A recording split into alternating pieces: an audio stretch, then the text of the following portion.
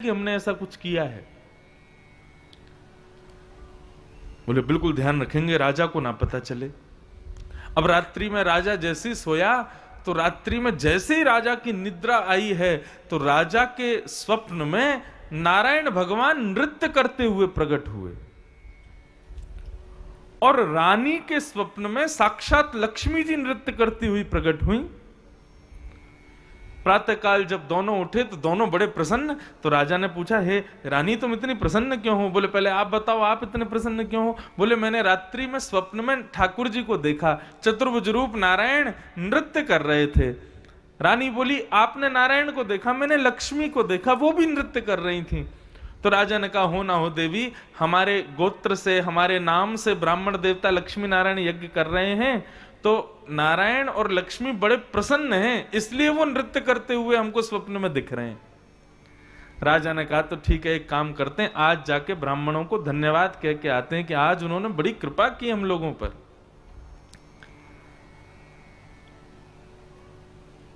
ब्राह्मण सारे यज्ञ में बैठे थे, इतने में ही घोषणा हुई कि सावधान हो जाइए, राजा पधार रहे हैं। अब तो ब्राह्मण घबरा गए कि कहीं राजा को किसी ने बता तो नहीं दिया, कल खीर हम लोग खा गए थे।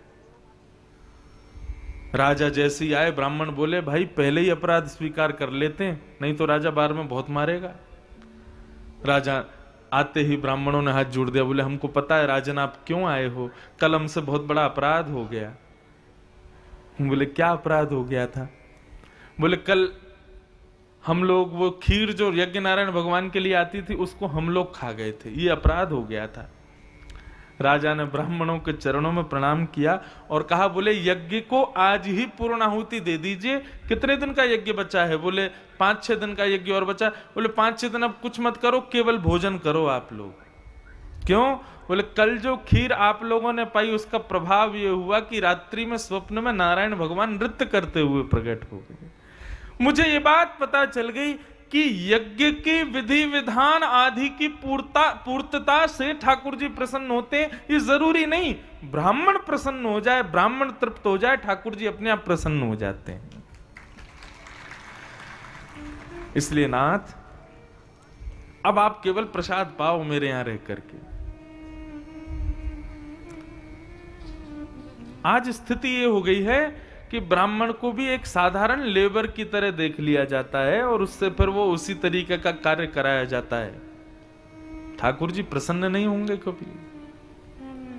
ब्राह्मणोस्य मुखमासीत, भगवान का मुख है ब्राह्मण। उससे श्रेष्ठ कार्य करवा करके, उसको दंडवत प्रणाम आदि करके, ब्राह्मण को 3 चीज चाहिए, बस नोट कर लो।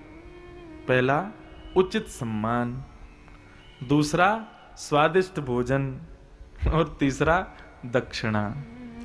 केवल ये 3 चीज में परिपूर्णता कर दो, ब्राह्मण आनंदित हो जाएगा, आपका यज्ञ सफल हो जाएगा।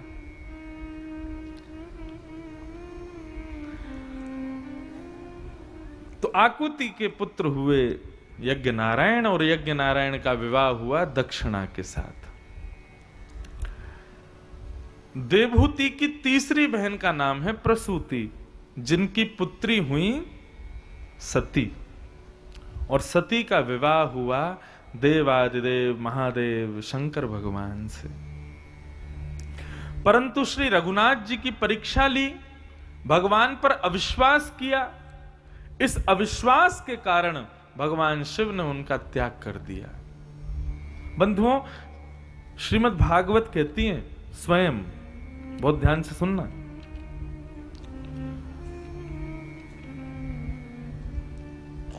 कि गुरुर्न सस्यात् स्वजनो न सस्यात्, पिता न सस्यात् जननी न सस्यात्, दैवं न तस्यात् न पतिश्च सस्यात्, नमोचयेत्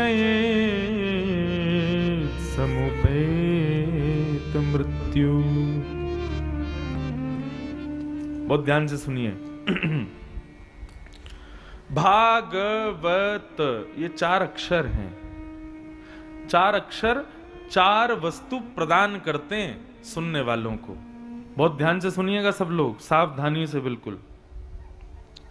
पहली वस्तु भा यानी कि भक्ति, दूसरी वस्तु ग यानी कि ज्ञान, तीसरी वस्तु व यानी कि वैराग्य, और चौथी वस्तु त यानी कि त्याग।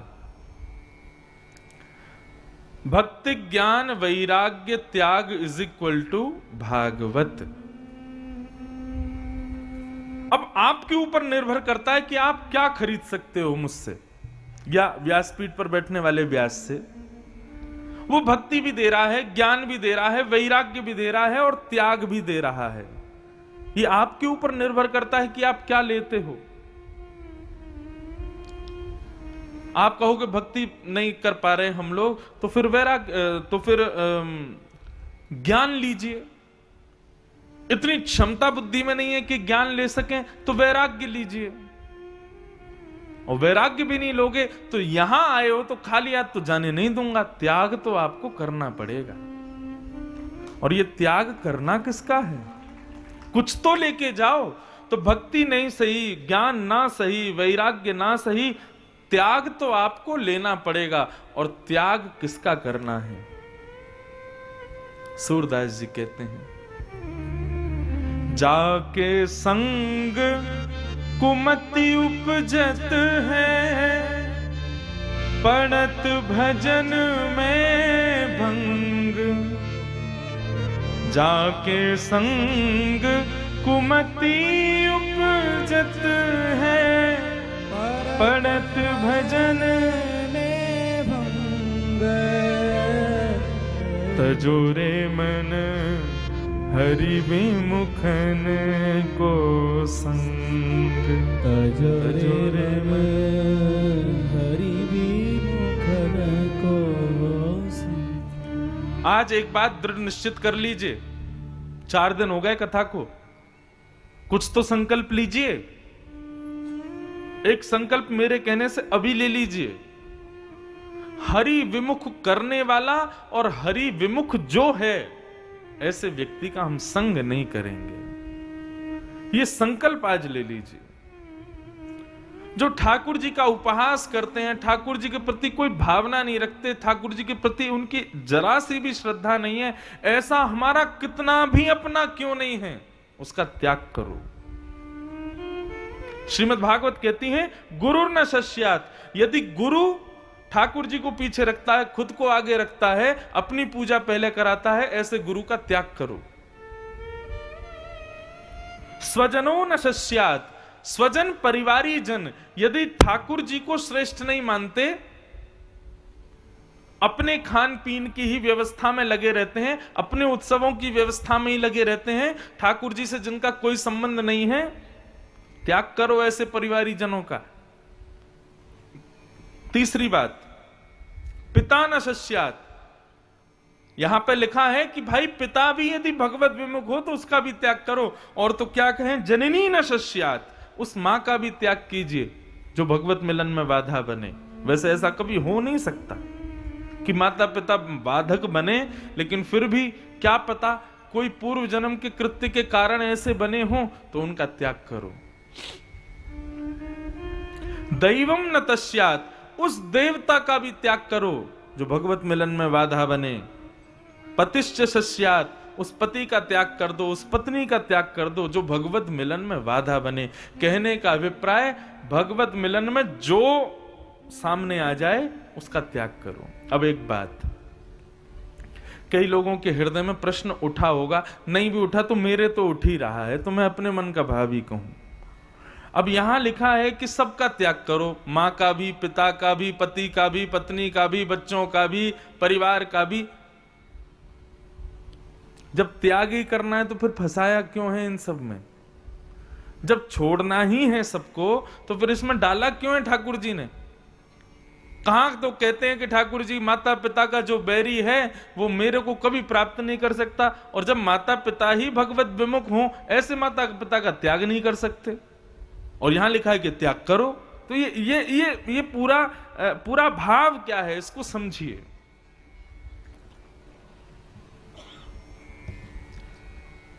त्याग केवल शारीरिक ही नहीं होता है, मानसिक भी होता है।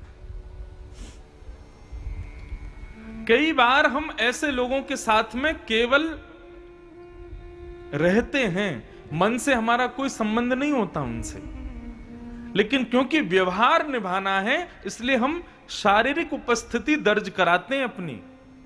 बहुत ध्यान से सुनिएगा गंभीरता को। कई लोग ऐसे आते हैं जीवन में जिनसे हमारा हृदय कभी संबंध नहीं बना पाता, लेकिन व्यवहार के कारण अपने शरीर का, अपने व्यवहार का, वातावरण का, मान का, मर्यादा का पालन करते हुए मुझसे संबंध रखते हैं। लेकिन हमारे यहां शरीर से किसी के साथ संबंध है वो विशेष नहीं है, मन से किसी के साथ संबंध है वो विशेष है। तो यहां जो त्याग करने की बात आई है ना, मां को त्यागो, पिता को त्यागो, पत्नी को त्यागो, बच्चों को त्यागो, स्वजनों को त्यागो, जो भगवत मिलन में बाधा बने उस गुरु को त्याग दो, तो इनका त्याग शरीर से नहीं करना है। माता पिता को छोड़ के कहां जाओगे? ऐसी कथा तो नहीं करनी हमको कि बच्चे बेचारे घर छोड़ छोड़ के भाग जाएं। क्या करना है? 2 बार प्रयास करो, यदि संभव हो सके जो भगवत विमुख है वो भगवत सन्निधि प्राप्त करे, और वो नहीं करता है तो फिर मन से उसका त्याग करो। शरीर से ना भी हो तो चलेगा, लेकिन मन से त्यागो। भगवान शिव ने सती का कोई देह से त्याग नहीं किया था, मन से त्याग किया था। सती ने जब राम जी की परीक्षा ली तो भगवान शिव ने केवल एक क्रिया की थी। जो आसन सती का बगल में लगा होता था ना, उठा के सामने रख दिया। अब तुम बगल में बैठने योग्य नहीं हो, सामने बैठो। बस इतना त्याग किया था शंकर जी ने। ना तो सती से यह कहा कि तुम चली जाओ, तुम हमको छोड़ दो, कुछ नहीं, केवल मन से त्याग किया और मौन हो गए। मानसिक त्याग। सती चरित्र सुनाया गया, भगवान शिव का मंगलमय भाव यहां पर प्रस्तुत किया गया। फिर आगे कथा आई उत्तानपाद राजा की। हम सती चरित्र को तो पूरा नहीं कहेंगे, आज कृष्ण जन्मोत्सव करना है, लेकिन भगवान शिव को प्रणाम कर लें, महादेव को प्रणाम कर लें, ओमकारेश्वर प्रभु को प्रणाम कर लें, महाकाल को प्रणाम कर लें।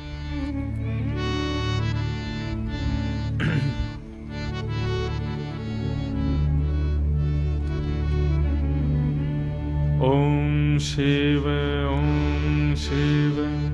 परात्परा शिव, ओंकारा शिव तव शरणम्। ओम शिव परात्परा। गाइए सब लोग। ओंकारा शिव तव शरणम्। ओम शिव परात्परा शिव, ओंकारा शिव तव शरणम्। ओम शिव परात्परा शिव, ओंकारा शिव तव शरणम्। ओम शिव परात्परा शिव, ओंकारा शिव तव शरणम्। ओम शिव परात्परा शिव, ओंकारा शिव तव शरणम्। हे ओम शिव परात्परा शिव, ओंकारा शिव तव शरणम्। ओम शिव परात्परा शिव, ओंकारा करताल बजा के जय हो। ओम शिव परात्परा शिव, ओंकारा शिव तव शरणम्।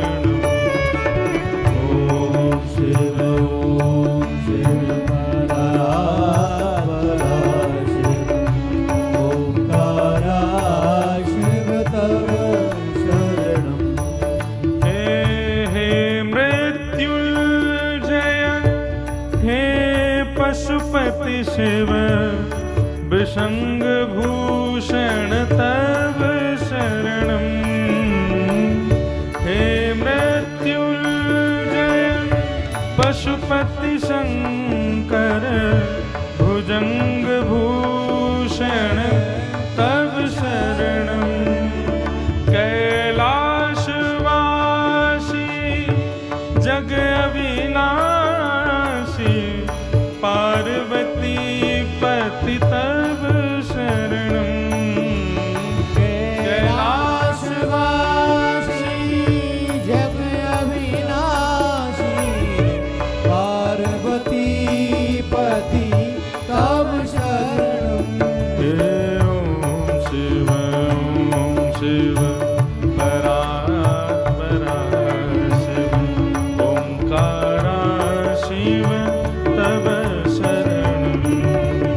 ओम शिव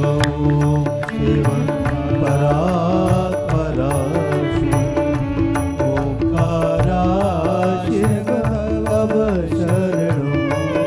ओ हे शशि शेखर शंभु शिव प्रिय शिव गंगाधर तब शरणम। हे शशि शेखर शंभु शिवा प्रिय शिव गंगाधर तब शरणम। हे शूलपाणि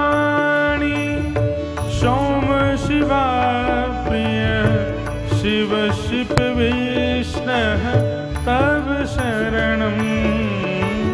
हे शूलपाणि सोम शिवा प्रिय शिव शिप विष्णः तब शरणम। ओम शिव परात्परा शिव ओंकारा शिव तब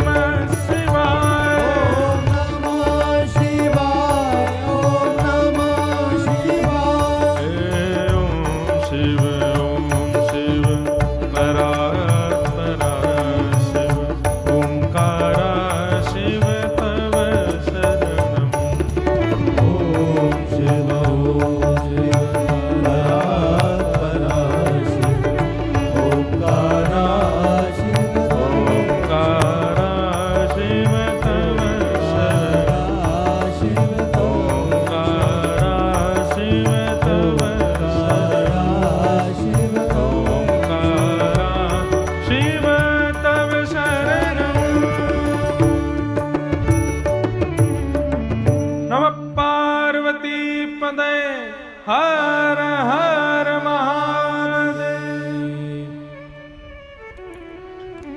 बहुत सूक्ष्म में ही सती चरित्र भागवत में कहा गया और तत्पश्चात प्रियव्रत उत्तानपाद के चरित्र को कहा गया।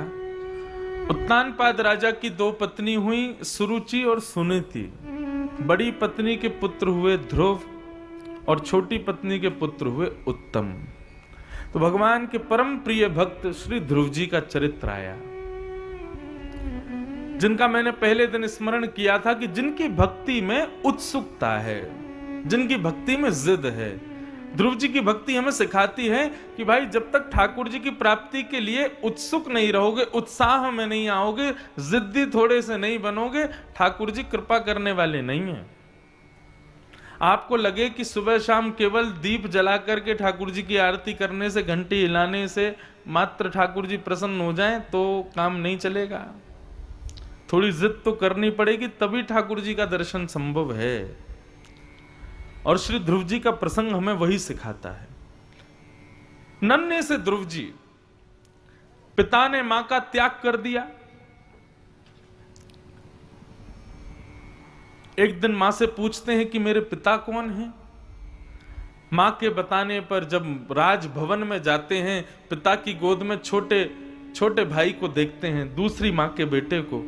ध्रुव जी के मन में एक स्वभाव है बालक का, अपने पिता अपने मां को वो अपना मानता है, उसके अतिरिक्त कोई और बालक उनकी गोद में जाए, बालक को ये स्वीकार नहीं है। ध्रुव जी ने जब देखा एक छोटा बालक गोद में बैठा है तो मन में भाव आया मैं भी बैठूं, परंतु छोटी मां ने रोक दिया। अब मैं कुछ इस प्रकार यहां पर अपना भाव कहता हूं कि उत्तानपाद राजा ध्रुव जी के पिताजी, ये कौन है? ये हैं जीवात्मा, हम आप सब लोग, हम सब उत्तानपाद हैं। और हम सबकी दो दो पत्नियां हैं, मन और बुद्धि, ये दो पत्नियां हैं। पत्नी कौन? जो अपनी इच्छा पति से पूर्ण करवावे। और पत्नी के लिए पति कौन? पति भी तो इच्छा प्रकट करता है, पत्नी जो पूर्ण करे। तो हमारी मन और बुद्धि, यही हमारे माताओं के यही दो पति हैं और हम सब भाइयों की यही दो पत्नियां हैं, बुद्धि और मन। दोनों अलग अलग राग गाते हैं, यो नहीं कि एक ही स्वर में गाएं। बुद्धि कुछ कहती है, मन कुछ कहता है। बुद्धि अलग चलती है, मन अलग चलता है। और हम इसी असमंजस में रहते हैं कि किसकी माने, बुद्धि की माने कि मन की माने। परंतु आप यदि थोड़ा बहुत विचार करोगे तो बंधुओं आपको एक बात पता चलेगी कि दोनों में श्रेष्ठ कौन है। बताओ, मन की बुद्धि, कौन श्रेष्ठ है? बुद्धि। क्योंकि मन कभी कभी आपको आलसी बनाता है, क्योंकि मन सदैव वही वस्तु दिखाता है जिसमें आपका कंफर्ट जोन हो, जिसमें आप थोड़े रिलैक्स फील करते हो, जिसमें आप थोड़े ऐशो आराम की भावना रखते हो। मन सदैव उन्हीं क्रियाओं को करवाता है। परंतु बुद्धि मानव को कर्मशील बनाती है, थोड़ा पारिश्रमिक होती है बुद्धि। बुद्धि कभी नहीं कहती पिक्चर देखने चलो, मन कहता है। बुद्धि कभी नहीं कहती पिज्जा खाओ, मन कहता है। बुद्धि ये जरूर कहेगी कि कथा में चलो। बुद्धि ये जरूर कहेगी सुबह जल्दी उठ करके थोड़ा खेल कूद करो। बुद्धि ये जरूर कहेगी रात में जल्दी सो जाओ। लेकिन सारे विपरीत काम कौन करेगा? मन।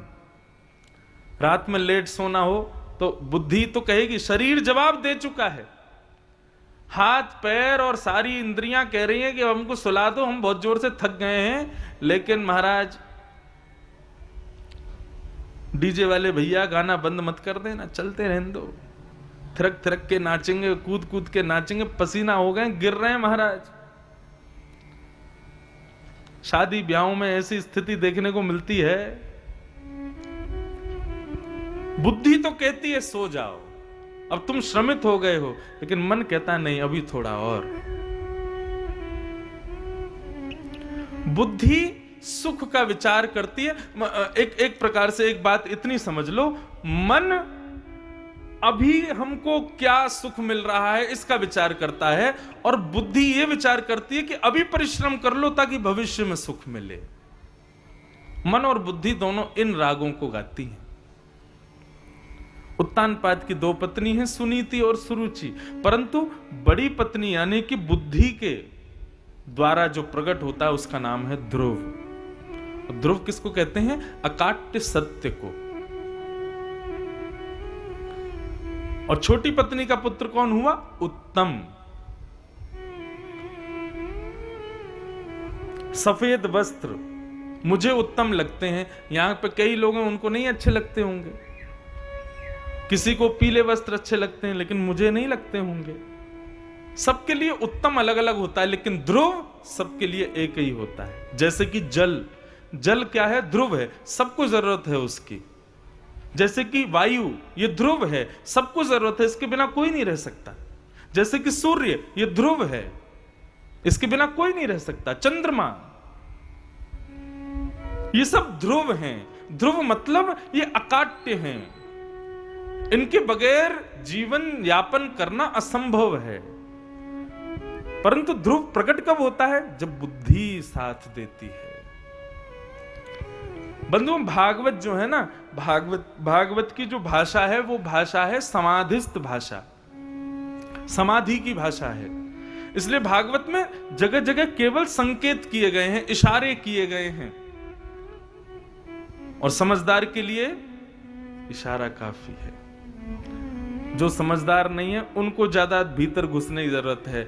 लेकिन भागवत का स्वरूप कैसा है? व्यासपीठ से केवल संकेत मिलता है, उस संकेत को लिख लीजिए या याद कर लीजिए, फिर उस पर विचार कीजिए, तब आप देखेंगे कि आपको कुछ मिला, कुछ नया मिला, कुछ प्राप्त हुआ। इसलिए मैं बार बार कहता हूं, कथा केवल सुनने का विषय नहीं है, कथा केवल यहां आकर के 3 घंटा पास करने का विषय नहीं है। कथा में इतने सारे संकेत व्यासपीठ देती है, उन संकेतों को सुनकर के उन पर थोड़ा सा मनन चिंतन करो, अपनी बुद्धि को थोड़ा सा उसमें रमाओ, उसका थोड़ा मंथन करो, तब नवनीत प्रकट होगा।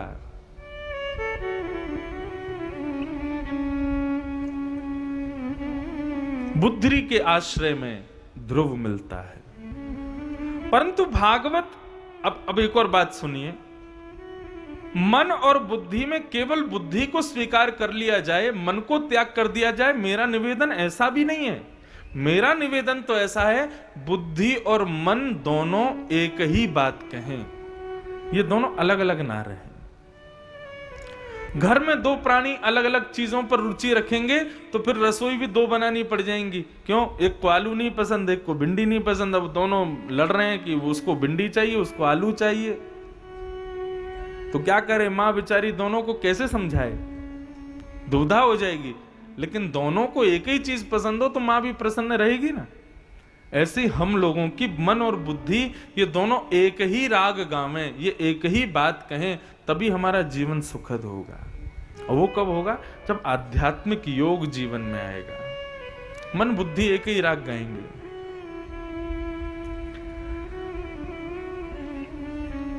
ध्रुव जी महाराज अपने पिता की गोद में बैठने के लिए जाने लगे, तभी छोटी मां ने डांट दिया और कहा, वन में जाओ, जाकर के भगवान का भजन करो।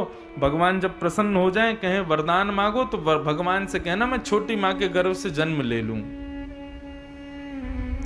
जब मेरे गर्भ से तुम्हारा जन्म होगा तब इस राज्य गद्दी पर बैठ पाओगे बेटा, अभी नहीं बैठ पाओगे, चलो जाओ यहां से। ध्रुव जी हताश, उदास, निराश अपनी मां के पास आए। भागवत में इतना सुंदर वर्णन है ध्रुव जी की मां का। ध्रुव की मां ने कभी ध्रुव को किसी की शिकायत करते हुए या किसी के बारे में अभद्र कहते हुए ध्रुव को नहीं समझाया, बल्कि ध्रुव को समझाया, ध्रुव छोटी मां ने तुमको डांटा, परंतु डांटते हुए क्या कहा कि वन में जाओ, वन में जाकर के भगवान का भजन करो, और भजन के बाद भगवान कहें तो भगवान से कहना मैं छोटी मां के गर्भ से जन्म लूं। तो पुत्र, यहां पर तुमको हंस बनना है। हंस का स्वभाव है, पानी और दूध मिला हुआ हो तो वो दूध पी जाता है। बंधुओं, सदैव हंस की तरह रहो। हंस का स्वभाव कैसा होता है? नीर क्षीर को अलग करता है। सामने वाले व्यक्ति से जब मिलो, सामने वाला व्यक्ति बहुत सारी बातें कहेगा, लेकिन आपको वही स्वीकार करनी है जो आपके लिए उपयोगी हो।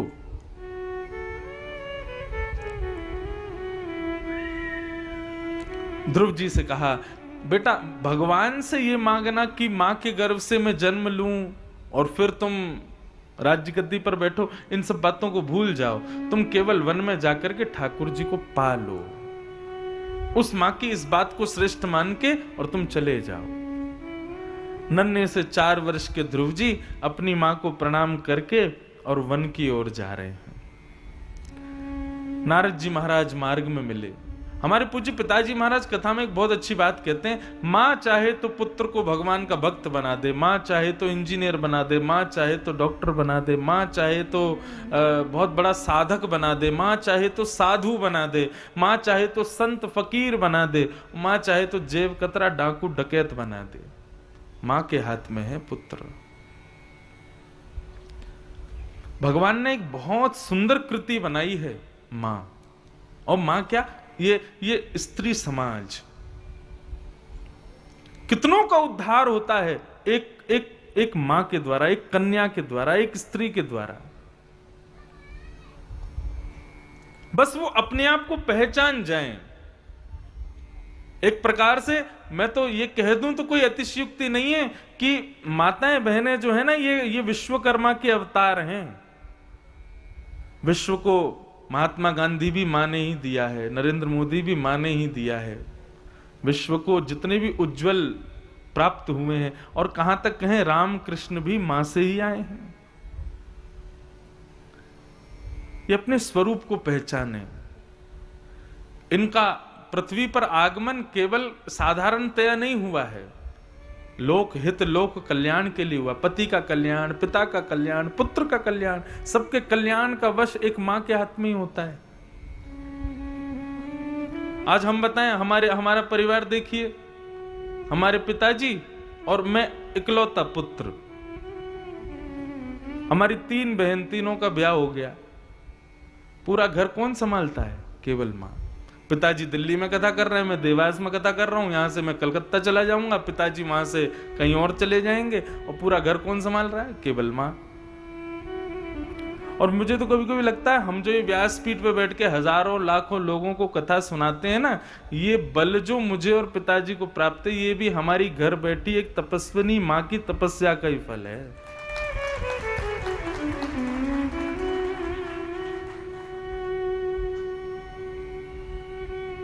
एकांत रहती हैं घर में, कोई नहीं है, और केवल YouTube पे दोनों की कथा देखती रहती हैं। बेटा की कहां चल रही है और स्वामी जी पिताजी की कहां चल रही है, और दोनों को आशीष देती हैं और दोनों की गलती बताती है। आज कथा में तुमने क्या गलत बोला, दोनों की गलतियां भी बताती हैं। दुनिया के लोग फोन करके अच्छा ही बताएं, आज महाराज जी ये आपने बहुत अच्छा बोला, ये बहुत बढ़िया। माँ का फोन आएगा तो उस समय डायरी कॉपी पास हो, आज ये चीज ऐसे नहीं बोलनी चाहिए, ये चीज ऐसे नहीं कहना चाहिए, ये ऐसा नहीं बोलो, वो बताती है। ध्रुव जी की माँ अद्भुत है। माँ संसार की अद्भुत है, बस अपने आप को पहचान जाए। उनका पृथ्वी पर आगमन किसी साधारण कर्म नहीं, सबके कल्याण के लिए हुआ है। पति हो, पुत्र हो, पिता हो, सबका कल्याण एक मां करती है, एक कन्या करती है, एक स्त्री करती है।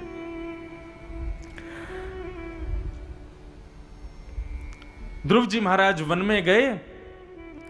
4 वर्ष के नन्हे से ध्रुव जी को श्री नारद जी महाराज मिले, और नारद जी ने कहा, ध्रुव वन में जा रहे हो? बोले हाँ। क्यों जा रहे हो? बोले वन में भगवान को पाने जा रहा हूं। बोले तुमसे किसने कहा वन में भगवान रहते हैं?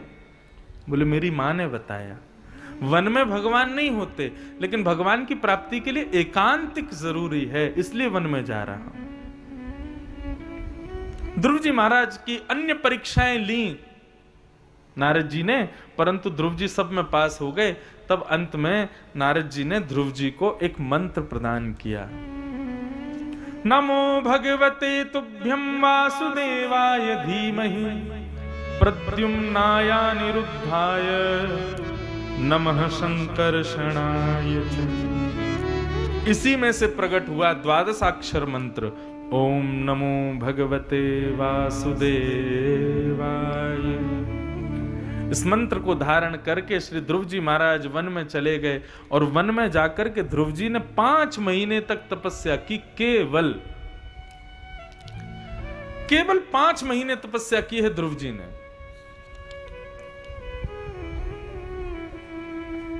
कैसे तपस्या कर रहे हैं? पहला महीना प्रारंभ हुआ तो ध्रुव जी 3 रात्रि तक कुछ नहीं खाते और 3 रात्रि बाद केवल कपित फल फूल खा करके भजन करते। दूसरा महीना प्रारंभ हुआ, दूसरे महीने में अब 6 दिन कुछ नहीं खाते, 6 दिन बाद केवल जल पी करके भजन कर रहे हैं। तीसरा महीना प्रारंभ हुआ, 9 दिन तक कुछ नहीं खाते, 9 दिन बाद केवल वायु पी करके भजन करते हैं। चौथा महीना प्रारंभ हुआ, चौथे महीने बाद ध्रुव जी ने अपनी वायु को भी वशीकृत कर लिया। और जैसे ही चौथा महीना प्रारंभ होके पूर्ण होके 5वां महीना प्रारंभ हुआ, ध्रुव जी ने अभी तक श्वास को छोड़ा नहीं है, अपनी श्वास को वशीकृत कर लिया।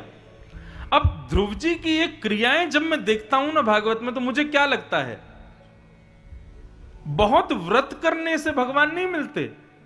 व्रत हम किस लिए करते हैं? अपनी कामनाओं की पूर्ति के लिए करते हैं। लेकिन यदि वही व्रत ठाकुर जी की प्राप्ति की जिद के रूप में हो, मैं भोजन नहीं करूंगा, क्यों? मुझे ठाकुर जी से मिलना है, ऐसी जिद हो जाए यदि व्रत की, तब ठाकुर जी मिलते हैं। एकादशी व्रत हम सब लोग करते हैं, वैष्णव लोग करते हैं, परंतु एकादशी व्रत के पीछे आपके मनोभाव क्या है? भगवत दर्शन करना है, भगवत भाव रखना है, ठाकुर जी का सामिप्य कार्य करना है, तो वो बात कहनी पड़ेगी ठाकुर जी से, और फिर एकादशी व्रत को एक जिद के रूप में करना पड़ेगा, तब ठाकुर जी कृपा करते हैं। मैं कथा कभी कभी सुनाया करता हूं अपनी कथाओं में कि एक नंदगांव में एक बाबा रहते थे, उनका नाम था कृष्णदास। वो नित्य ठाकुर जी को प्रणाम करते थे। तो एक बार कहीं कथा में उन्होंने सुन लिया कि महाभारत में लिखा है 12 वर्ष तक यदि अनवरत एक दिन भी नागा ना किए व्यक्ति अपने नियम का पालन करे तो वह नियम सिद्ध हो जाता है। आप लोग भी याद रखना ये बात। यदि आप कोई नियम करते हो, यदि उस नियम का पालन 12 वर्षों तक बेनागा एक दिन भी बिना छोड़े यदि आपने किया, तो 12 वर्ष बाद वो नियम इतना सिद्ध हो जाएगा कि उस नियम को करते समय यदि आप चाहो कि शंख चक्र गदा पद्मधारी ठाकुर जी मेरे सामने प्रकट हो जाएं, तो एक क्षण के लिए ठाकुर जी प्रकट हो जाएंगे। अनुशासन पर्व में भीष्म पितामह कहते हैं इस बात को। लेकिन कठिनाई क्या है कि व्यक्ति नियम पूर्ण कर नहीं पाता। कोई ना कोई दिन ऐसा आएगा कि आपका नियम टूट ही जाएगा। लेकिन उसका एक बार मैंने एक संत से पूछा, महाराज जी एक बात बताइए, हमने कोई नियम धारण किया और यदि वो नियम किसी कारणवश नहीं पूर्ण हो पाया, एक दिन छूट गया, तो हमको क्या करना चाहिए? तो उन संत ने बड़ी अच्छी बात बताई। बोले अगले दिन जब नियम करो ना तो 2 बार कर लेना, तो जो दिन का छूटा है वो भी पूर्ण हो जाएगा।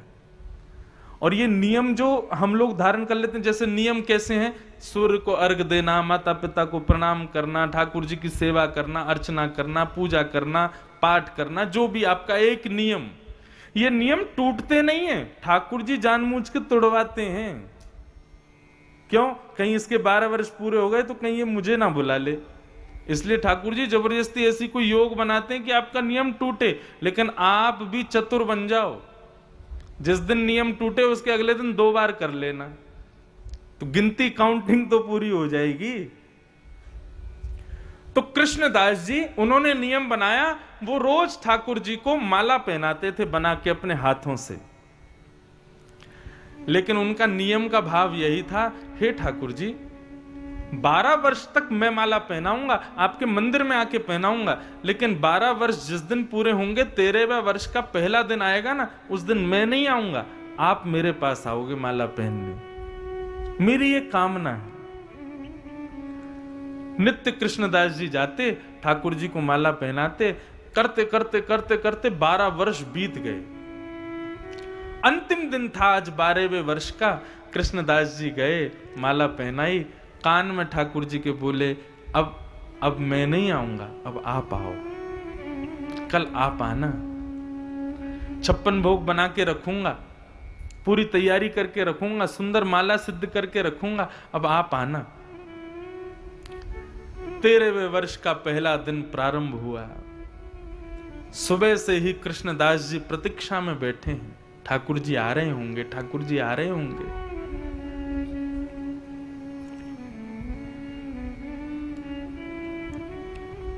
एक पद है,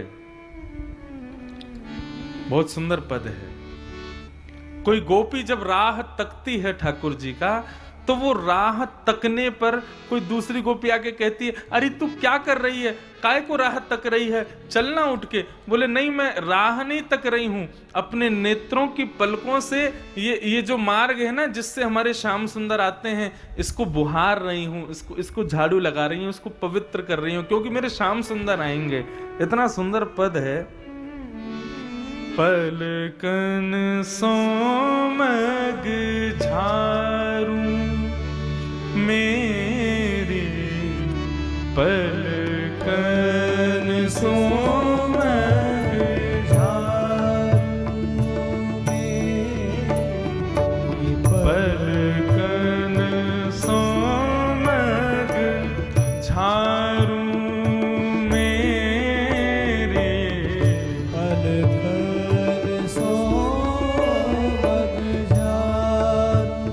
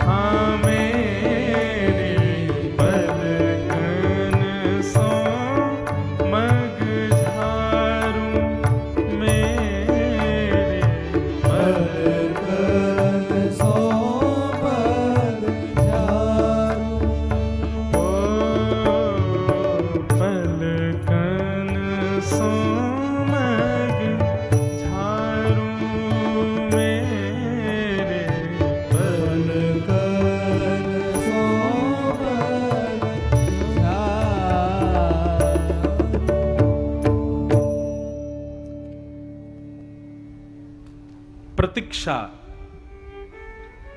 प्रेम का एक सबसे सुंदर स्वभाव है।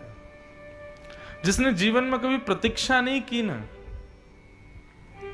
और प्रतीक्षा में होने वाले जो अनुभव हैं उनको नहीं सहा, उसने कभी भक्ति नहीं की, उसने कभी प्रेम नहीं किया। कृष्णदास जी आज प्रतीक्षा कर रहे हैं, 12 वर्षों से प्रतीक्षा ही तो चल रही है। आज 13वें वर्ष का पहला दिन है, प्रतीक्षा कर रहे हैं, मेरे श्याम सुंदर आ रहे होंगे, मेरे कन्हैया आ रहे होंगे, मेरे गिरधारी आ रहे होंगे। मैंने 12 वर्ष अपना नियम पूर्ण किया है, आज ठाकुर जी आएंगे, नहीं आए। और जब शाम हो गई, रात्रि हो गई, ठाकुर जी नहीं आए, कृष्णदास जी को क्रोध आया। जितने 56 भोग बनाए थे, सारे 56 भोग एक पोटली में बांध लिए, माला को भी बांध लिया, अपनी कुटिया को पूरी को विदीर्ण कर दिया, और उसी समय प्रण ले लिया कि आज से इस नगर में नहीं रहूंगा। नंदगांव में रहते थे वो, नंदगांव में नहीं रहूंगा। और नंदगांव के 6 किलोमीटर दूर ही है बरसाना, किशोरी जी का स्थान।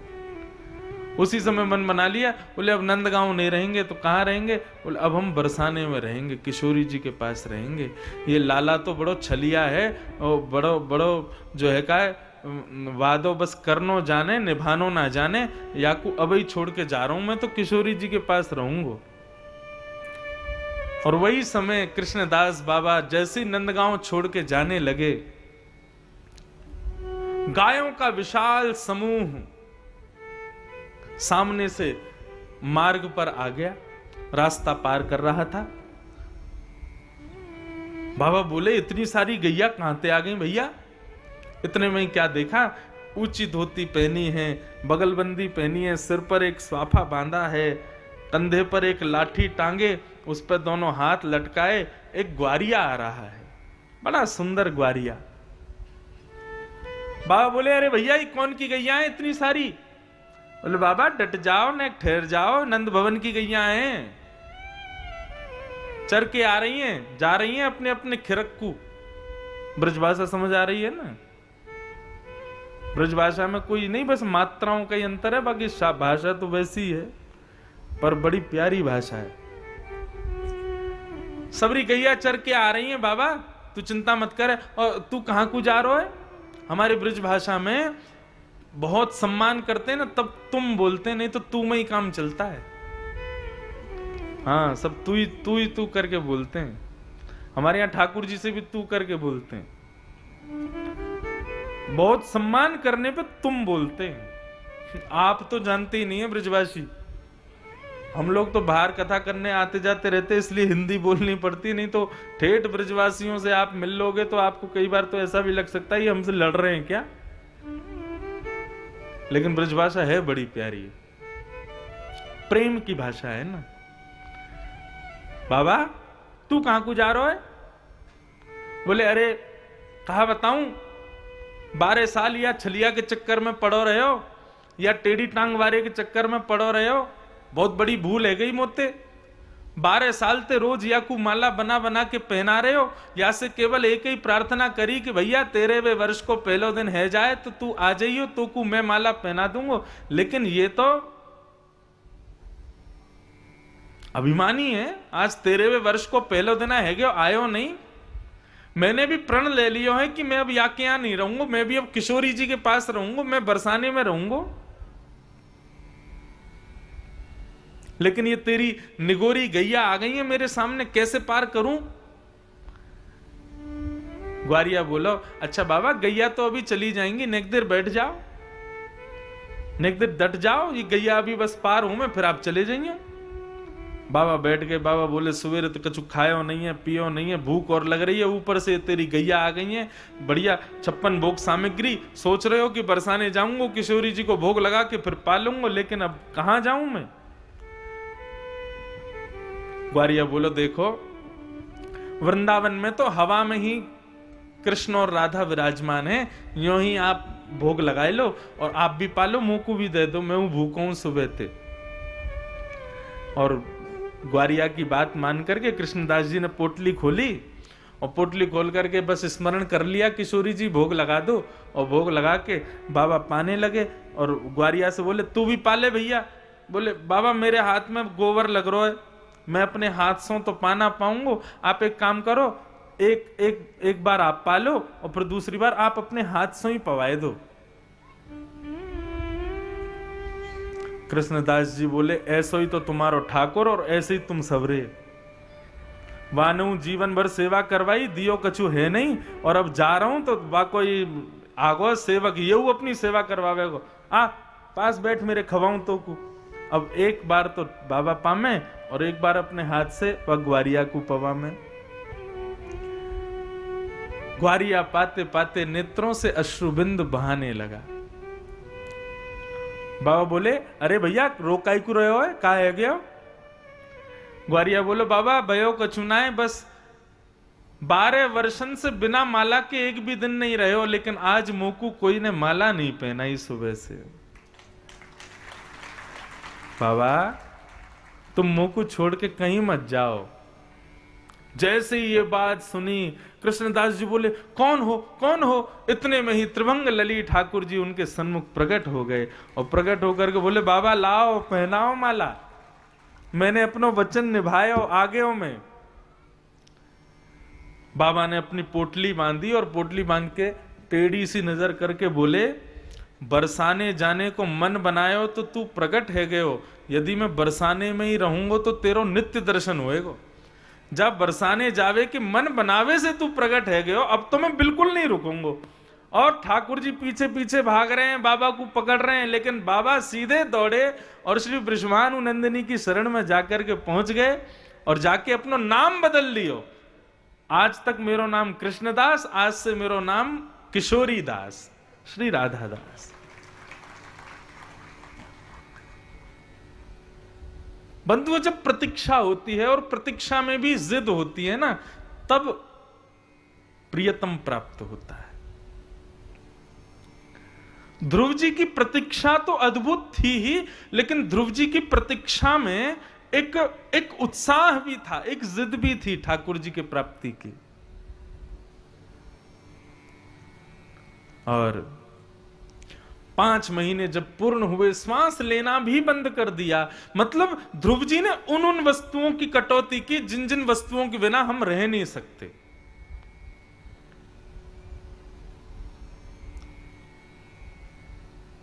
ठाकुर जी से सहा नहीं गया, गरुड़ पर विराजमान हुए, शंख चक्र गदा पद्मधारी ठाकुर जी ध्रुव जी के सन्मुख प्रकट हो गए। ध्रुव जी नेत्र बंद करके भजन कर रहे थे। गरुड़ जी ने कहा ठाकुर जी हम इतनी देर से खड़े हैं, ध्रुव जी हमारा दर्शन क्यों नहीं कर रहे? बोले ध्रुव जी हृदय में मेरा दर्शन कर रहे हैं इसलिए नहीं देख रहे। तो ठाकुर जी ने एक ध्वनि निकाली और उस ध्वनि से ध्रुव जी के हृदय के ठाकुर जी अंतर ध्यान हो गए। और जैसे ही हृदय से ठाकुर जी अंतर ध्यान हुए, ध्रुव जी व्याकुल हो गए, विचलित हो गए कि मेरे ठाकुर जी कहाँ चले गए। और जैसे ही विचलित होकर के ध्रुव जी ने अपने नेत्र खोले हैं, नेत्र खोल करके देखा तो जो हृदय में विराजमान थे अब वो सन्मुख खड़े हैं। बोलो भक्त वत्सल भगवान की। ध्रुव जी महाराज ने ठाकुर जी को देखा। भागवत में वर्णन है कि ध्रुव जी बहुत देर तक बोले ही नहीं, 1 घंटा हो गया खड़े ही रहे, केवल आंखों से अश्रुपात कर रहे हैं। भगवान ने कहा ध्रुव इतनी देर हो गई तुम बोलते क्यों नहीं हो? ध्रुव जी बोले मैं छोटा बालक हूं, मुझे अभी अच्छे से बोलना नहीं आता। आपकी स्तुति करने में कहीं मुझसे कोई अपराध हो गया तो, कहीं मैंने कोई गलती कर दी तो, इसलिए मैं शांत खड़ा हूं। ठाकुर जी इस बात पर इतने रीझ गए, ध्रुव जी को अपने समीप बुलाया और पशपर्श बालम कृपया कपोलो, अपने शंख को ध्रुव जी के गाल से छुपा दिया। और जैसे शंख का गाल से स्पर्श हुआ, ध्रुव जी को संपूर्ण वेद वेदांत उपनिषद व्याकरण सबका बोध हो गया, ज्ञान हो गया। भगवान बोले अब बोलो। और अब ध्रुव जी ने भगवान की स्तुति गाई है। क्या कह रहे हैं ध्रुव जी? योऽन्तः प्रविश्य मम वाचमिमां प्रसुप्ताम् संजीवयत्यखिल शक्तिधर स्वधाम्ना अन्यश्च हस्तचरण श्रवणत्वगादि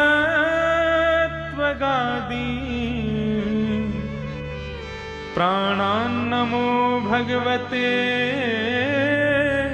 पुरुषाय तुभ्यम्। बहुत अच्छी बात कहते हैं ध्रुव जी, बहुत ध्यान से सुनिएगा। हे नाथ, दुनिया देखने के लिए आंख आपने दी, सुनने के लिए कान आपने दिए, कर्म करने के लिए हाथ, चलने के लिए पैर, सर्वांगीण इंद्रियां आपने हमको प्रदान की। मानव को चाहिए अपनी प्रत्येक इंद्रिय से धन्यवाद ज्ञापन किया करे, ठाकुर जी को थैंकफुल हुआ करे। आज इन आंखों से आप देवास की सुंदरता देखते हो, इंदौर की सुंदरता, भोपाल की सुंदरता, यहाँ के सुंदर में कौन सी जगह है, मालवा क्या मालवा बोलते हैं ना इसको, हाँ, तो यहाँ की सुंदरता देखते हो। परंतु इन आंखों से जब श्री राधा रमण जी का दर्शन करो तो इन आंखों से मानो राधा रमण जी को धन्यवाद कहो कि आपने हमको संसार दिखाया, इसलिए इन आंखों से आपको देख करके हम आपको धन्यवाद कहते हैं। कानों से दुनिया भर के संगीत सुने, लेकिन कथा सुनकर के कानों से ठाकुर जी को धन्यवाद कहो कि इन कानों से हमने ना जाने क्या क्या सुना, लेकिन आज आपकी कथा सुन के इन कानों से आपको धन्यवाद कहते हैं। ध्रुव जी कहते हैं हमारी शरीर की प्रत्येक इंद्रिय से, प्रत्येक रों से ठाकुर जी को धन्यवाद कहना चाहिए कि आपने हमको सर्वशक्तिमान बनाया, सब कुछ करने की सामर्थ्य आपने दी। हे नाथ, हम सर्व इंद्रियों से आपको प्रणाम करते हैं। इसी बात को चतुर्भुज दास जी कहते हैं, दर्शन को नैनात पे, वचन सुनन को कान, मिलवे को हियरात पे,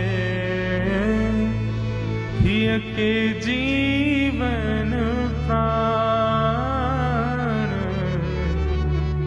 गोवर्धन वासी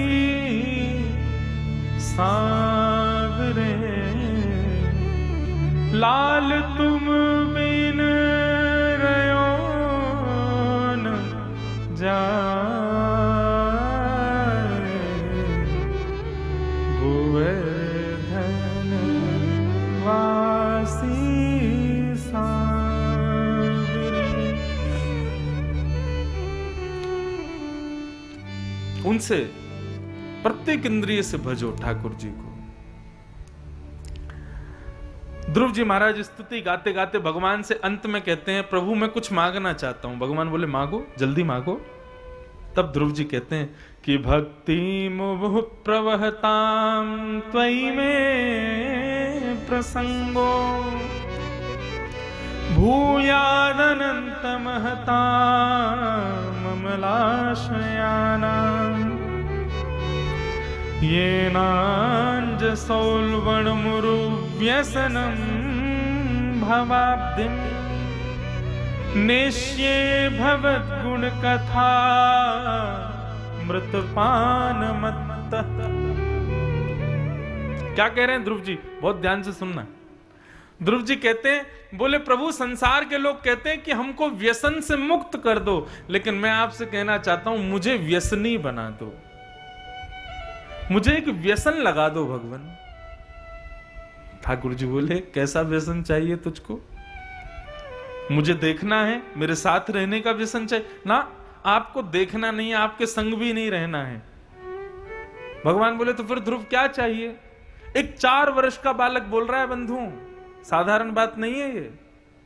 ध्रुव जी कहते हैं कि मुझे आपको देखने का व्यसन नहीं चाहिए, आपके साथ रहने का व्यसन नहीं चाहिए।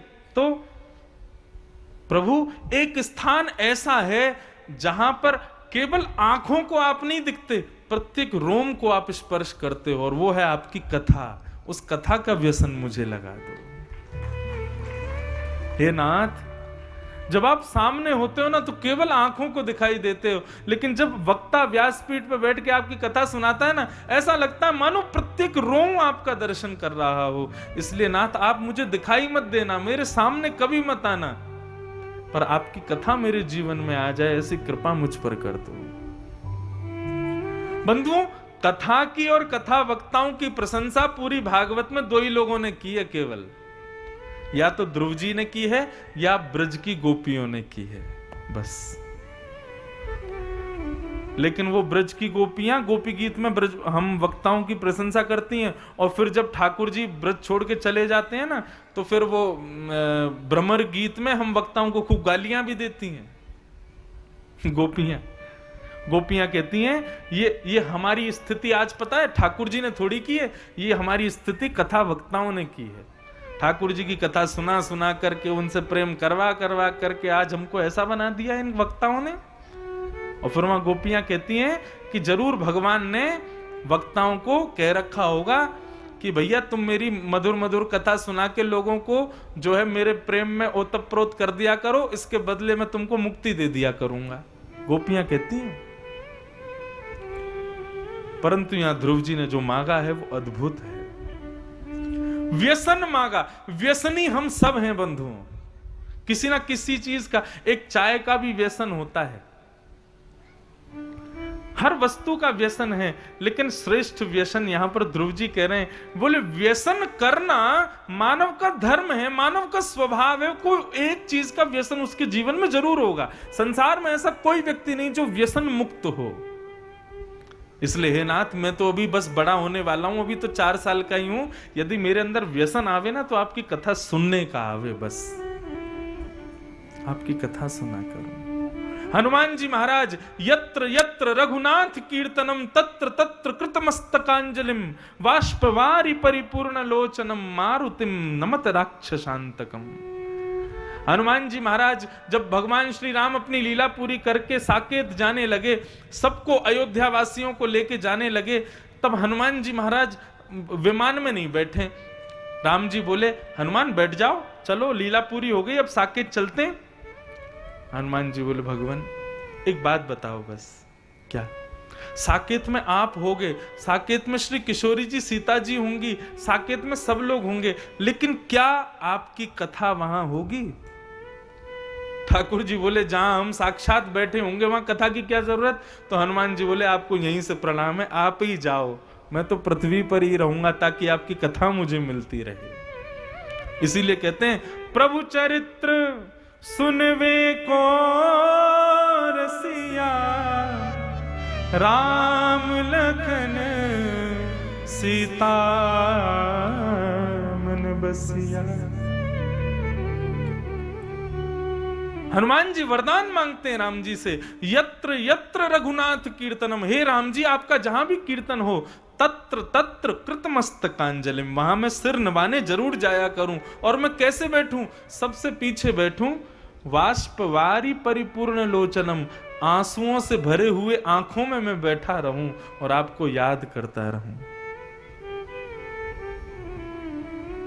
ऐसे श्री हनुमंत लाल कथा का व्यसन मांगा श्री ध्रुव जी महाराज ने। ठाकुर जी की कथा का व्यसन मांगा। भगवान बड़े प्रसन्न हो गए ध्रुव की स्तुति से, और ध्रुव जी पर कृपा करके भगवान ने उनको आश्वासन दिया। एक मैं भजन गाया करता हूं, मुझे बड़ा प्रिय है, भाव बहुत अच्छा है उसका। मुझको राधा रमण कर दो ऐसा मगन, मुझको राधा। गाओ सब लोग, जो नहीं गाएगा उसको बगल वाले की कसम है। सब लोग गाओ। देखो, ऐसे भाव भरे संगीत में, ऐसे भाव भरे पद, इतने सुंदर शब्दावली के कीर्तन को छोड़ना नहीं चाहिए, कोई चूके नहीं। चाहे बेमन से गाओ, लेकिन गाओ मेरे साथ में। राधा रमन जी से कहना है क्या? मुझको राधा रमन कर दो ऐसा मगन, मुझको राधा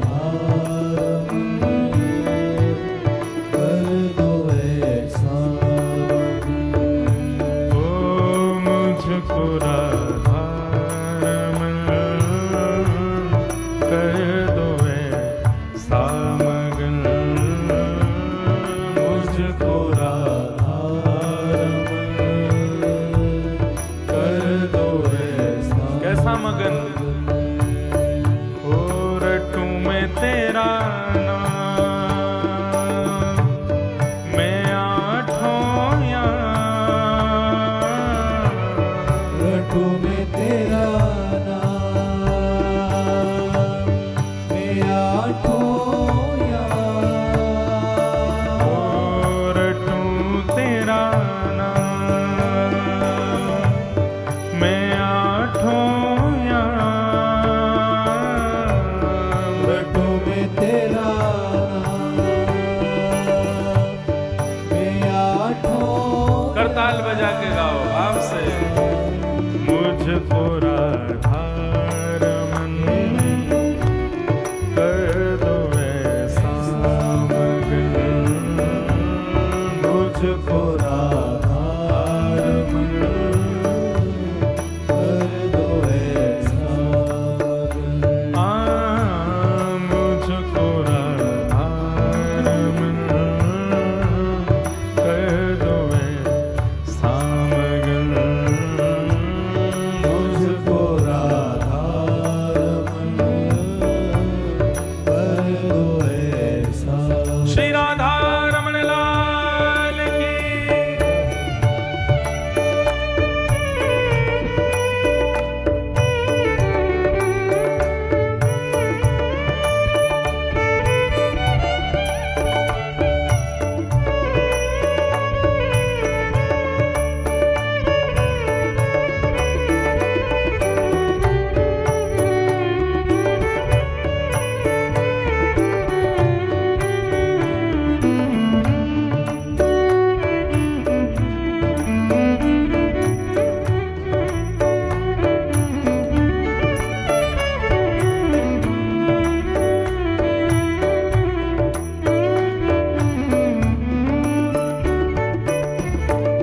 करुणा निधान मोह पे कृपा कर रीझिए, करुणा निधान मोह पे कृपा कर लीजिए।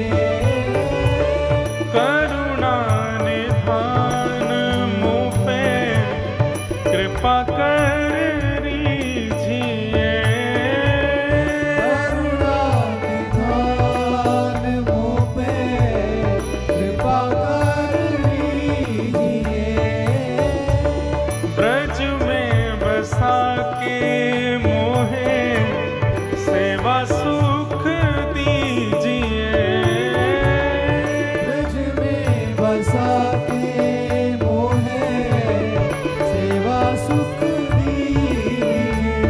ओ ब्रज में बसा के मोहे सेवा सुख दीजिए। ओ ब्रज में बसा के मोहे सेवा सुख दीजिए। ओ प्रेम से भर दो मन, काम तेरे भजन, प्रेम से भर दो काम तेरे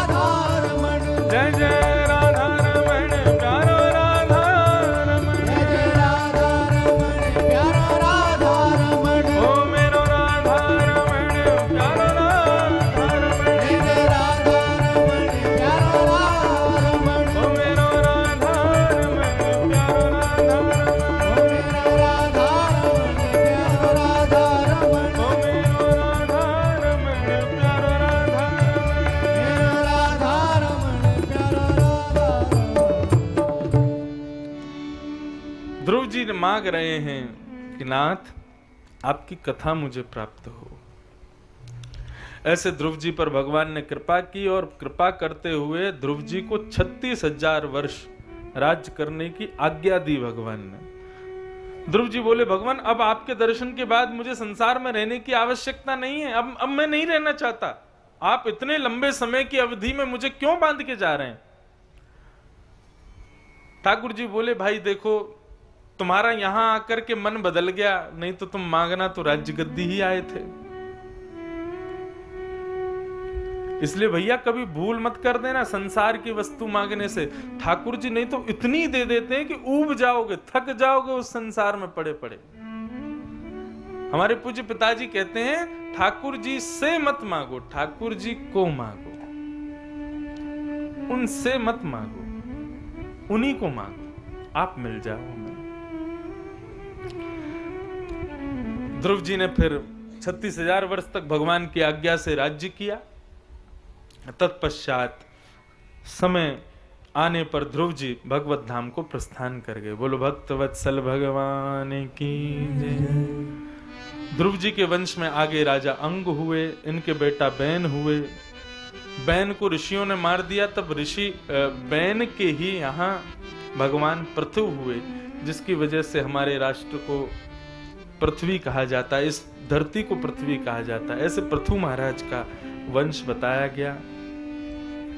पृथु महाराज ने भगवान की तपस्या की और तपस्या करके भगवान से 10,000 कान मांगे। भगवान से कहा कि मुझे इतने कान दे दो, क्योंकि मेरे लिए 2 कान बड़े कम हैं आपकी कथा सुनने के लिए, मुझे बहुत सारे कान दे दो। एक प्रकार से कहा कि मेरे रोम रोम से श्रवण करूं, ऐसी कृपा कर दो। आसावरी। इन्हीं के बाद आगे कथा आती है, एक राजा हुए, भगवान का ही अवतार हुए ऋषभ देव। ऋषभ देव के 100 पुत्र हुए, बड़े पुत्र का नाम भरत। बंधुओं बहुत ध्यान से सुनिएगा, मैंने जड़ भरत कथा बहुत दिनों से नहीं कही, आज थोड़ी कहता हूं। ऋषभ देव भगवान के पुत्र हुए भरत। ऋषभ देव भगवान अपने पुत्रों को समय समय पर ज्ञान उपदेश करते हैं, और एक दिन वो अपने पुत्रों को ज्ञान उपदेश करते हुए कहते हैं, नायम देहो देह भाजान्रलोके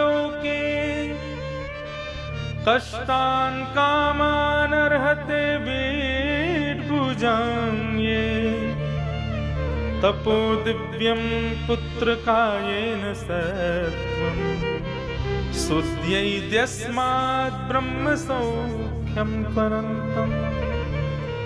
बहुत सुंदर बात, बहुत ध्यान से, अब सावधानी से सब लोग सुनो।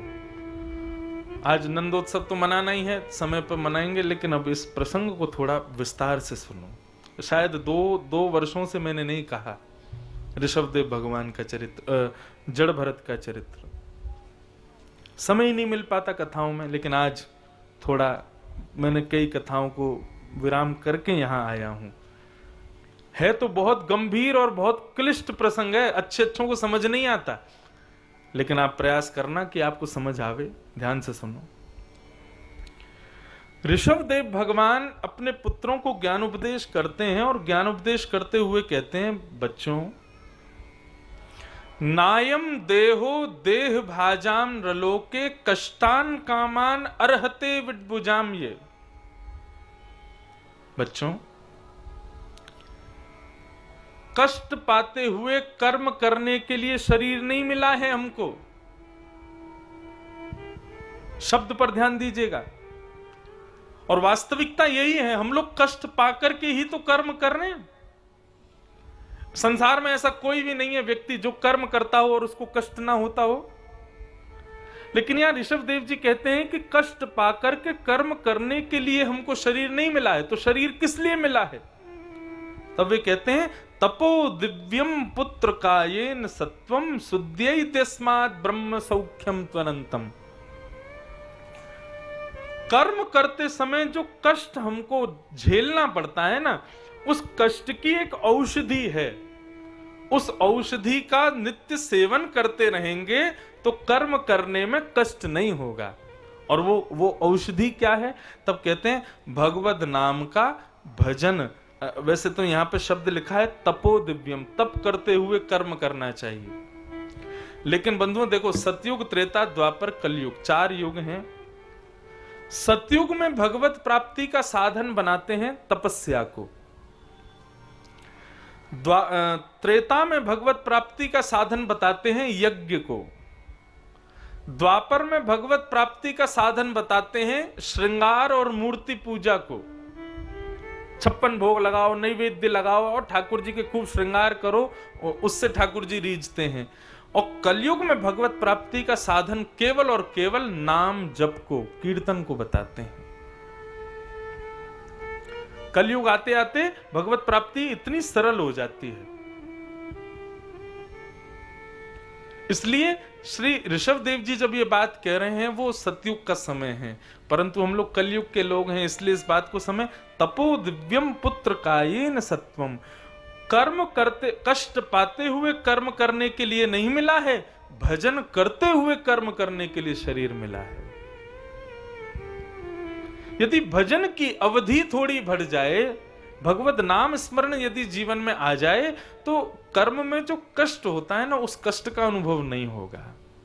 भगवान ऋषभ देव कह रहे हैं। इसलिए बच्चों, अब तुम हरि स्मरण करते हुए कर्म करो, उसके बाद तुमको क्या मिलेगा? बोले ब्रह्म सौख्यम त्वनंतम, तुमको ब्रह्म सुख की प्राप्ति होगी। हमारे शास्त्र में, हमारे यहां पर कभी भी कर्म त्याग करके अपने व्यवहार को छोड़ दो, अपने कर्म को छोड़ दो, सबका त्याग करके भगवा धारण कर लो, वैरागी विरक्त महात्मा हो जाए, ऐसा कभी नहीं कहा।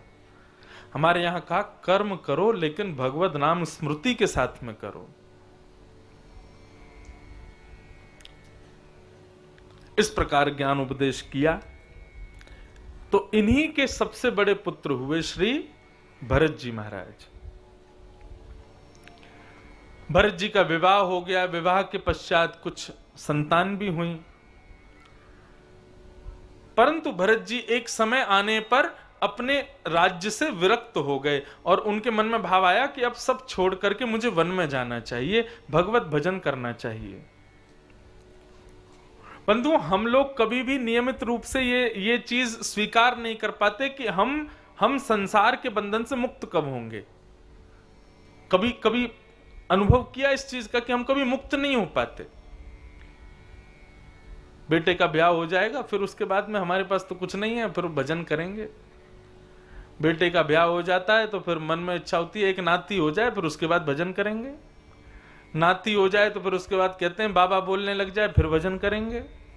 बाबा बोलने लग जाता है, फिर होता है स्कूल जाने लग जाए, फिर भजन करेंगे।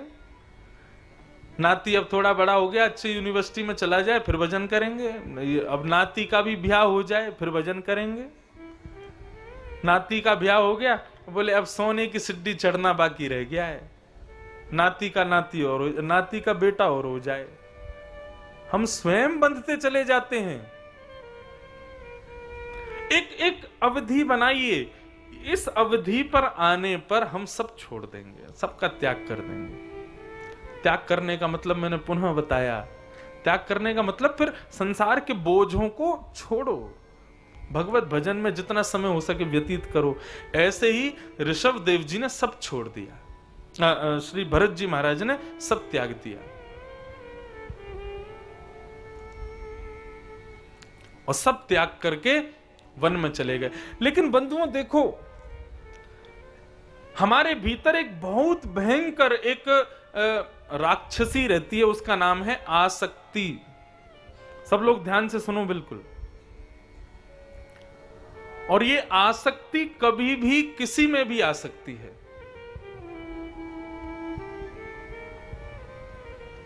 जरूरी नहीं है कि पत्नी बच्चों से निकल गई तो किसी और में नहीं है, किसी में भी जा सकती है। और इस बात का प्रमाण है श्री भरत जी महाराज, अपनी पत्नी को छोड़ दिया, बच्चों को छोड़ दिया, अपने राज्य को छोड़ दिया, लेकिन वन में गए और भजन करने लगे। तभी क्या देखा कि नदी के उस पार एक गर्भवती हिरणी जल पी रही है। तभी शेर ने धाड़ मारी और शेर की धाड़ सुनकर के भयभीत होकर के वो हिरणी नदी में कूद गई और नदी में कूदते ही भय के कारण उसके प्रसव ने वहीं जन्म ले लिया, नदी के बीच में। और भरत जी ने यह दृश्य देखा। भरत जी तुरंत नदी में कूदे और नदी में जाके हिरणी को तो बचा नहीं पाए, उसके बालक को बचा लिया और बचा करके लाए, उसको पहुंच करके उसको बढ़िया व्यवस्थित करके उसको अपने कक्ष में ले आए, अग्नि जला करके उसको तपाया। अब कुछ दिन उसकी सहायता करते, कुछ दिन उसकी देखभाल करते तो ठीक, लेकिन भरत जी महाराज तो पुत्र की भांति आसक्त हो गए उसमें। आसक्ति कभी भी किसी में भी आ सकती है।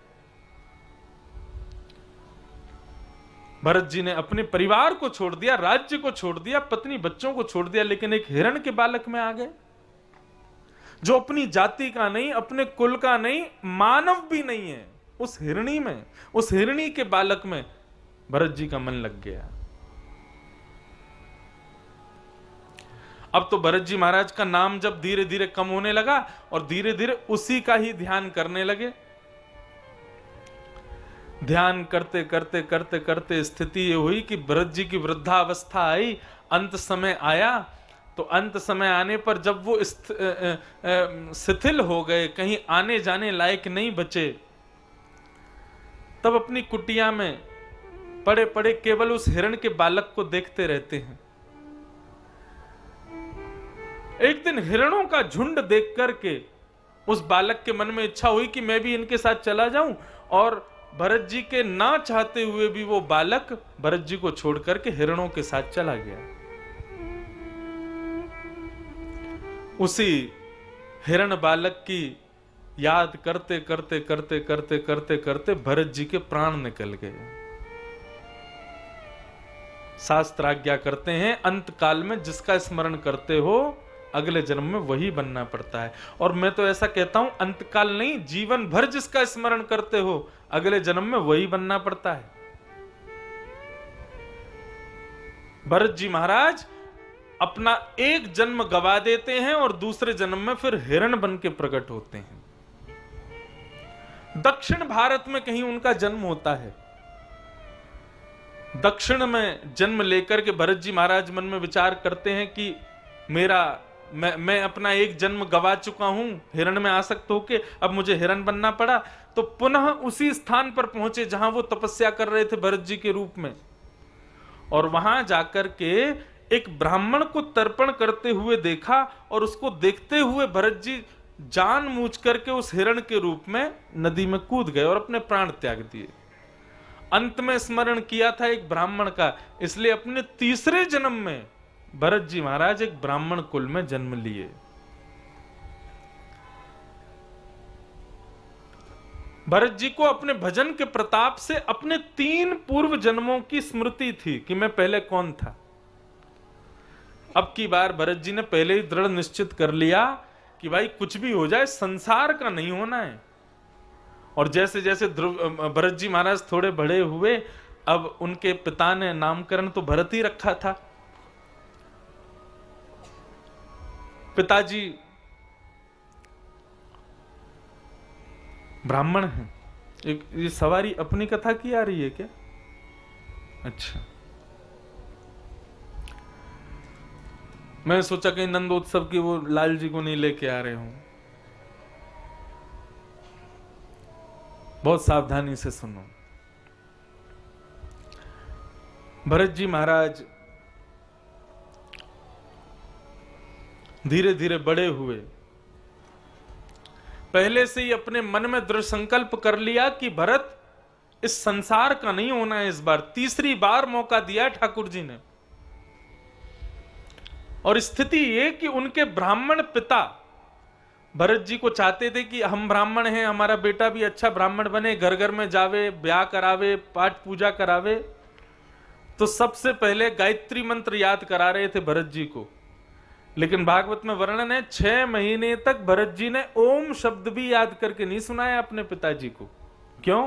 बोले आज गायत्री मंत्र याद कर लूंगा, कल कहेंगे कि बेटा अब तुम एक काम करो षोडशोपचार याद कर लो, फिर कहेंगे वेद मंत्र याद कर लो, परसों कहेंगे व्याकरण पढ़ाओ, फिर तरसों कहेंगे यजमान के घर पर जाके गृह प्रवेश करायाओ, अगले दिन कहेंगे वो मर गए हैं उनका अंतिम संस्कार करायाओ। ये संसार में मुझे पढ़ना नहीं है। एक वाक्य कहते हैं, जो अपनों सुख चाहे हो तो मूर्ख बन के रहो। अपना सुख यदि चाहते हो तो मूर्ख बन के रहो। कहने का अभिप्राय, यदि सांसारिक कोई काम आपको दिया गया और आपने बड़ी कुशलता से उसको कर दिया तो बार बार आपको ही दिया जाएगा। इसलिए यदि उससे निवृत्त होना है तो एक बार में ही बिगाड़ दो, दूसरी बार आपको मिलेगा ही नहीं। माता जी कह रही हैं रसोई में जाओ, जाकर के रोटी बनाओ तो रोटी ऐसी बना देना ऑस्ट्रेलिया का नक्शा बन के आवे। अगली बार से मैया कहेगी नहीं बेटा तुम जाओ।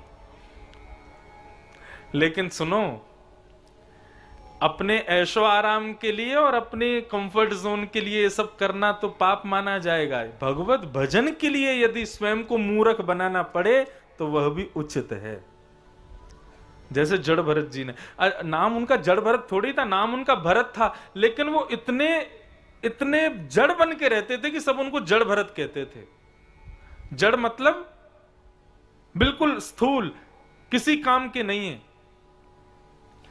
पिताजी ने मन में विचार किया, जिस बालक ने 6 महीने में गायत्री मंत्र याद करके नहीं सुनाया, ये जीवन में क्या करेगा। भरत जी को कभी कभी उनके पिताजी समझाते, बेटा थोड़ा पढ़ा करो, थोड़ा याद किया करो, थोड़ा बुद्धि में थोड़ी विवेकता लाओ। लेकिन भरत जी महाराज तो बिल्कुल ऐसे रहते हैं। घर के सारे लोग जब खा लेते हैं तो बचा हुआ जो भोजन होता था उसको भरत जी खाते थे। कुछ लेना ना देना, मगन रहना, बिल्कुल अलमस्त जीवन कर लिया भरत जी ने अपना। एक दिन पिता के प्राण निकल गए। पिताजी भरत जी को छोड़ के चले गए। भरत जी के बड़े 2 भाई और हैं, वो दोनों ही काम करते हैं, दोनों ही अच्छा कमाते हैं, लेकिन भरत जी कुछ नहीं करते। दोनों ने मन में विचार किया, बोले किसी काम दाम का तो है नहीं, पिताजी हमारे माथे ये बोझ छोड़ के चले गए, इसको कहीं व्यस्त कर दो, इसको कहीं काम दिला दो ताकि कहीं जाया करे, थोड़ा अपना जीवन यापन किया करे। बड़े भाई एक काम लेकर के आए। क्या काम लेके आए? बोले एक का खेत है, तुमको केवल रखवाली करनी है कि बाहर के जानवर आए नहीं अंदर। पहले बाउंड्री तो बनती नहीं थी। भरत जी महाराज बोले जो आज्ञा। खेत में चले गए और खेत में जाकर के महाराज उन्होंने तो कोई देखना करना तो दूर की बात, अगल बगल से गाय पकड़ पकड़ के और ले आए खेत में कि सब खा जाओ। गधों को पकड़ करके ले आए, चिड़ियाओं को बुलाने लगा, आ आ करके सारी चिड़ियाएं बुला दी, पूरा खेत उजड़ गया। राम जी की चिड़िया, राम जी का खेत, खाओ मेरे प्यारे भर भर पेट। उस खेत के मालिक ने जाकर के भरत जी के भाई से शिकायत कर दी, बोले कैसा आदमी लाके दिया है, पूरा खेत उजड़ गया मेरा। अरे अगल बगल के पड़ोसी तो बता रहे थे कि वो जानबूझ के पकड़ पकड़ के जानवरों को ला रहा है और खेत खिला रहा है, ऐसा व्यक्ति क्यों भेज दिया मेरे खेत में। भरत जी के भाई ने बहुत डांटा, बोले तुम किसी काम के नहीं हो, जैसे तैसे खोज के काम तुम्हारे लिए लाया वो भी तुमने बिगाड़ दिया। भरत जी कुछ नहीं, मौन। भाई पीटते हैं, भरत जी तब भी मौन रहते हैं, कुछ नहीं कहते। छोटा भाई एक दिन काम लेके आया, कहीं पर खुदाई करनी थी। अब खुदाई इतनी नहीं कर, मतलब केवल जैसे खेत बोने से पहले पूरे खेत को खोदा जाता है, उस प्रकार से फावड़े से केवल हल्का हल्का खोदना था। लेकिन भरत जी महाराज ने कुआं खोद दिया, इतना गहरा गड्ढा कर दिया कि एक तरफ तो पहाड़ खड़ा हो गया मिट्टी का, एक तरफ भयंकर गड्ढा। लोग बाग गए, जाकर के भरत जी को खूब सुनाने लगे, उनके भाई ने बहुत मारा लेकिन भरत जी सहते रहे, कोई बात नहीं। एक दिन दोनों भाइयों ने मन में विचार किया, माता पिता तो है नहीं, ये बोझ हमारे सिर पर रहता है, पूरे परिवार को परेशान करता है, एक काम करो इससे कहते हैं तू घर छोड़ के चला जा। बोले कह दो। भरत जी से जाके कहा, भरत सुनो, अब तुम्हारा ख्याल हम नहीं रख सकते, तुम अपना अपने आप रखो, तुम घर छोड़ के कहीं और अपनी व्यवस्था देखो। भरत जी बोले मैं तो बस आपकी आज्ञा की प्रतीक्षा कर रहा था, आज्ञा मिल गई, अब चला जाऊंगा। आज्ञा नहीं करते और मैं स्वयं चला जाता तो अपराध लगता तो फिर से संसार में बंध जाता मैं। अब आपकी आज्ञा हो गई, अब चला जाऊंगा। भरत जी चले गए, कुछ नहीं करते हैं, केवल एक पागलों की भांति इधर उधर पड़े रहते हैं और केवल ठाकुर जी का स्मरण करते हैं। बहुत सुंदर कथा है जड़ भरत की, लेकिन बहुत ज्ञानवर्धक भी है। जड़ भरत जी महाराज एक खेत में हाथ की तकिया लगा करके रात्रि में सोए थे।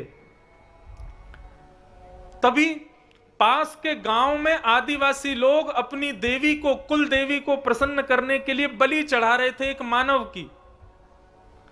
अब मानव की बलि चढ़ा रहे थे तो उसको नहला के धुला के तैयार करके उसके 56 भोग खिला करके उसको बलि के लिए ले जाने वाले थे। ना जाने कैसे वो सबसे छूट के वहां से भाग गया। सब लोग उसको पकड़ने के लिए पीछे पीछे भागे। अब वो तो इतनी जोर से भागा, कहीं जाकर के छुप गया। अब ये लोग दौड़ते दौड़ते गए तो खेत में होकर के निकले तो भरत जी से टकरा के सब लोग गिर गए। सबने देखा कौन है कौन है। तभी थोड़ा प्रकाश करके देखा तो वहां भरत जी महाराज लेटे हुए थे। तो सबने विचार किया वो बलि का बकरा तो भाग गया, इसको पकड़ ले चलो, ये बढ़िया है। भरत जी को उठाया, ले गए। भरत जी चल दिए उनके साथ। नदी में स्नान कराया, सुंदर पोशाक पहनाई, सुंदर इत्र आदि लगाया। भरत जी बड़े प्रसन्न, वाह कन्हैया आज तो बड़ी कृपा कर रहा है। कहां 6 दिन से हमको पानी भी नहीं मिला था नहाने के लिए, आज इतने सारे लोग भेज दिए नहलाने के लिए। भरत जी के सामने 56 भोग रख दिए गए। भाई खूब पाव प्रेम से भरत जी खूब खामे। बोले हे नाथ तेरी बड़ी कृपा है मेरे ऊपर। कहां तो जला हुआ झूठा भोजन खाता था, आज देख क्या 56 भोग मिले हैं। हे ठाकुर जी बड़ी कृपा। भरत जी को तैयार करके तिलक आदि लगा करके 4 लोग पकड़ करके ले गए और ले जा करके काली के मंदिर में उनको बिठा दिया। काली मैया को देखा, जीव निकाली बाहर, लाल लाल जीव काली मैया खड़ी हैं। भरत जी उनमें भी ठाकुर जी का दर्शन कर रहे हैं। वाह कन्हैया तेरा ये रूप भी कितना अद्भुत है। हाथ में तलवार लिए ये लाल लाल जीव, क्या सुंदर लग रहे हो, अद्भुत। इतने में ही वो कोल भी लाए और तलवार उठा करके बोले तुम्हारी कोई अंतिम इच्छा हो तो कर लो, हम तुम्हारी बलि चढ़ाने वाले हैं। भरत जी महाराज बोले तो ये इतना निलाना धुलाना भोजन इसलिए हो रहा था। भरत जी के नेत्र सजल हो गए और भरत जी ने हाथ जोड़ करके कहा हे कन्हैया मुझे मृत्यु से भय है ऐसी बात नहीं है, मैं मरने को तैयार हूं, लेकिन मुझे भय इस बात का है कि मैं तीसरी बार अपनी आपकी प्राप्ति का जो साधन मुझे मिला है मैं इसको गवा दूंगा। बचपन से आज तक मैं एक जड़ बन करके रहा ताकि संसार में फंस ना जाऊं, परंतु जैसी आपकी इच्छा। और तभी काली मां के रूप को देख करके भरत जी कहते हैं कुपुत्रो जायेत क्वचिदपि कुमाता न भवति। पुत्र कुपुत्र हो सकता है लेकिन एक मां कुमाता नहीं हो सकती। यदि मेरे बलि देने से, मेरे सिर कट जाने से आप यदि प्रसन्न होते हो तो मैं अपना सिर आपके चरणों में रखता हूं। और श्री जड़ भरत जी ने स्वयं को अर्पित कर दिया ठाकुर जी के सन्मुख।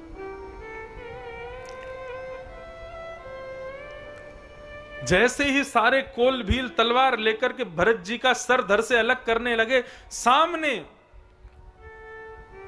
जिस दुर्गा मैया की, काली मैया की जो प्रतिमा थी चटकने लगी और सहसोच्चाट देवी भद्रकाली प्रकट हो गई वहीं पर।